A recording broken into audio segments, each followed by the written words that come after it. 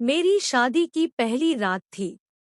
मैं पहली बार किसी आदमी के साथ अंतरंग होने वाली थी। करीबी मित्रों से हुई बातचीत और देखे गए कई पॉर्न वीडियो से मेरे दिमाग में सपनों और इच्छाओं की कई तस्वीरें उभर रही थी। सिर झुकाए, हाथ में दूध का गिलास लिए मैं बेडरूम में घुसी। अब तक सब कुछ वैसे ही था जैसा मैंने सोचा था, लेकिन मुझे बिल्कुल भी आभास नहीं था कि मुझे कुछ ही देर में जोरदार झटका लगने वाला है। सपनों के मुताबिक जब मैं कमरे में आती हूँ तो मेरा पति मुझे कसकर गले लगाता है, चुंबनों की बौछार कर देता है और सारी रात मुझे प्यार करता रहता है। लेकिन वास्तविकता में जब मैं कमरे में घुसी उससे पहले ही वो सो चुका था। तब 35 की उम्र में मैं वर्जिन थी। मेरे लिए ये बेहद तकलीफ भरा था। ऐसा लगा कि मेरे पूरे अस्तित्व को मेरे पति ने नकार दिया हो। कॉलेज के दिनों में ही नहीं, ऑफिस में भी मैंने कई लड़कों और लड़कियों के बीच गहरी दोस्ती देखी थी। वो अपने पार्टनर के कंधों पर अपना सिर टिकाए होते,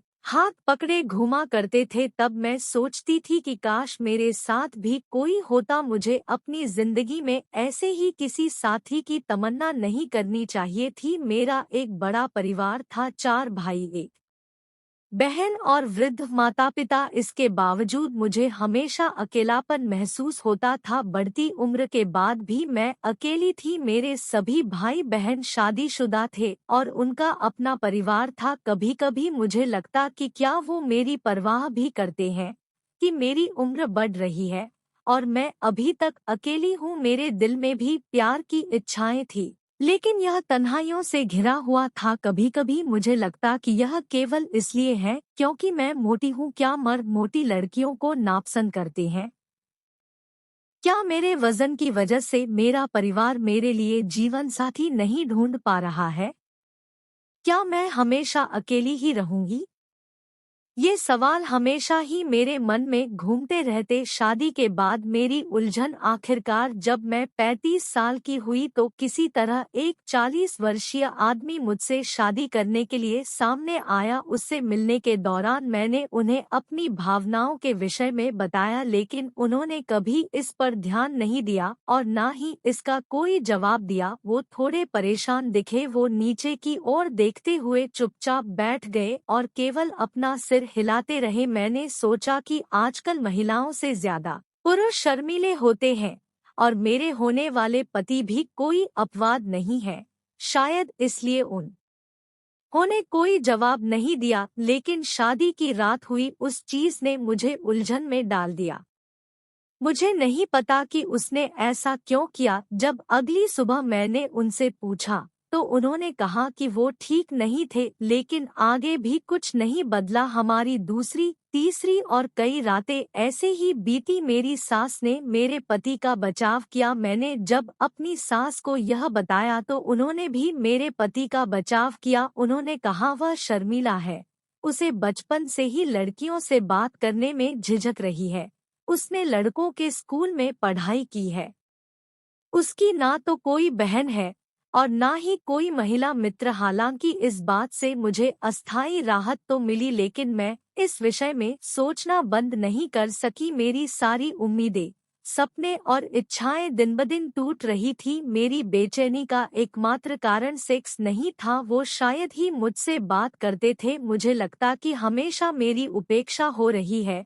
वो मुझसे दूर भागते। छूना पकड़ना तो दूर की बात थी, मेरे सब्र का बांध टूटने लगा। अगर कोई औरत अपने पहने हुए कपड़े भी ठीक करती है तो मर्द उसे ऐसा करते हुए देखने की कोशिश करता है, लेकिन अगर मैं कभी रात को पूरी तरह से अपने कपड़े उतार भी देती तो भी मेरे पति उदासीन बने रहते। क्या मेरा वजन उनके इस व्यवहार का कारण है? क्या उन्होंने मुझसे किसी दबाव में शादी की है? मुझे नहीं मालूम था कि ये सब बातें किससे शेयर करूं। मैं अपने परिवार से बात नहीं कर सकती थी क्योंकि सब यही सोचते कि मैं बहुत खुश हूँ, लेकिन मेरे सब्र का बांध टूट रहा था। मुझे इसका हल ढूंढने की जरूरत थी। आम तौर पर छुट्टियों वाले दिन भी वो घर पर नहीं रहते थे। वो या तो अपने किसी मित्र के घर जाते या अपने माता पिता को बाहर ले जाते थे। संयोग से उस दिन वो घर पर ही रहे। मैं कमरे में घुसी और अंदर से दरवाजा बंद कर दिया। वो बहुत तेजी से अपने बिस्तर से उठे मानो कूद गए हो। मैं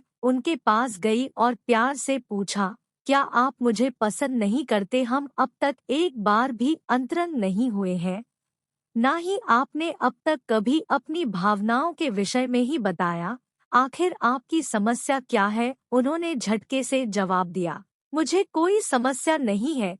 जब मुझे पता चला कि जब उन्होंने यह कहा तो मैंने सोचा कि यह मौका है उनके करीब जाने और अपनी तरफ उन्हें आकर्षित करने का। मैंने उनसे शारीरिक छेड़छाड़ शुरू की। मैंने सोचा कि इससे उन पर कोई असर होगा, लेकिन उन पर कोई असर हो नहीं रहा था। उनमें उत्तेजना का कोई भाव भी नहीं दिख रहा था। मुझे नहीं पता था कि किससे इस बारे में पूछना चाहिए, लेकिन यह बात मुझे परेशान करती थी कि जैसे किसी स्त्री की सुंदरता के बारे में पुरुष आकलन करते हैं, मैं क्यों अपने पति के शारीरिक गुणों का आकलन नहीं कर सकती? अगर मुझे उससे कुछ उम्मीदें हैं तो यह गलत क्यों है? मुझसे धोखा किया गया। फिर मुझे एक दिन ये पता चला कि वो नपुंसक थे और डॉक्टर ने हमारी शादी से पहले ही इसकी पुष्टि कर दी थी। वो और उसके माता पिता सब कुछ जानते थे, लेकिन मुझे अंधेरे में रखकर मुझसे धोखा किया गया। मुझे सच्चाई का पता चल गया तो उन्हें शर्मिंदगी महसूस हुई।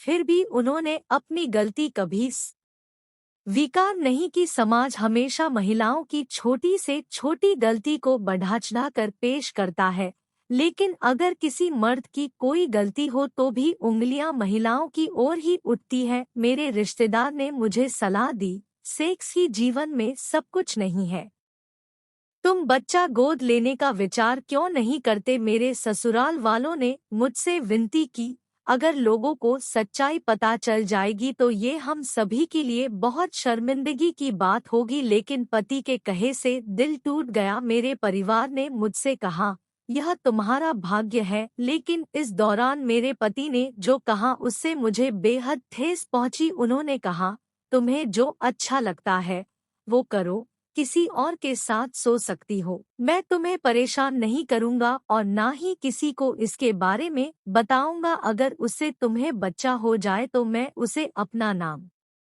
देने के लिए तैयार हूँ। किसी भी औरत को अपने पति के ऐसे विचारों को नहीं सुनना चाहिए। वो बेईमान था और वह खुद के और अपने परिवार के सम्मान को बचाने के लिए ऐसा कह रहा था। वो मेरे पैरों पर गिरकर रोने लगा और कहा, प्लीज इसे किसी को मत बताना और न ही मुझे तलाक देना। उसने जो सुझाया वो मैं सोच भी नहीं सकती थी। अब मेरे पास केवल एक ही विकल्प था, या तो मैं उसे छोड़ दूं या उसे अपना जीवन साथी मानकर अपनी इच्छाओं का त्याग कर दूं। अंत में मेरी भावनाओं की जीत हुई। मैंने अपने उस तथाकथित पति का घर छोड़ दिया। मेरे माता पिता ने मुझे स्वीकार नहीं किया। अपने दोस्तों की मदद से मैं एक लेडीज हॉस्टल में चली गई। जल्दी ही मुझे एक नौकरी मिल गई। धीरे धीरे ही सही, मेरा जीवन पटरी पर आने लगा और मैंने कोर्ट में तलाक की अर्जी डाल दी। मैं अब भी वर्जिन हूँ। मेरा पति और उसके परिवार वालों ने बेशर्मी दिखाई। उन्होंने सच्चाई को छुपाते हुए शादी टूटने की आड़ में मुझ पर ही शादी के बाद संबंध बनाने का आरोप मढ़ दिया। मैं लड़ी और अपनी मेडिकल जांच करवाई। 3 साल लग गए, लेकिन आखिरकार मुझे तलाक मिल ही गया। मुझे ऐसा लगा जैसे कि मेरा पुनर्जन्म हुआ है। आज मैं 40 की हो गई हूँ और अब भी वर्जिन हूँ। इस दौरान मुझसे कई मर्दों ने संपर्क किया। वो सोचते थे कि मैंने अपने पति को इसलिए छोड़ा क्योंकि उनसे मुझे यौन संबंध में संतुष्टि नहीं मिलती थी और वे मुझसे वो सब करना चाहते थे। यह मेरे बारे में गलत और बकवास बातें थी। मैं ऐसे मर्दों से दूर रहने की कोशिश करती। इनमें से कोई मुझसे शादी या समर्पित रिश्ता कायम नहीं करना चाहता था। आखिर महिलाओं में भी संवेदनाएं होती है। मैं अपनी इच्छाओं, सपनों और भावनाओं को केवल उनके साथ शेयर करना चाहती हूँ जो मर्द मुझसे प्यार करे, मेरी परवाह करे, मेरी भावनाओं को समझे और जीवन भर मेरे साथ रहना चाहे। मैं उस मर्द का इंतजार कर रही हूँ, तब तक मैं अपने दोस्तों से उनके सेक्सुअल लाइफ के बारे में बातें करके ही खुश हूँ। वैसे लोगों की कमी नहीं है जो उससे मुझे आंकते हैं। मैं मानती हूँ कि ऐसे लोग समझते हैं कि महिलाएं बेजान वस्तु हैं, जबकि महिलाओं में भी बहुत सी संवेदनाएं होती है। वीडियो अच्छी लगी तो कमेंट करके जरूर बताएं, लाइक एंड सब्सक्राइब करें।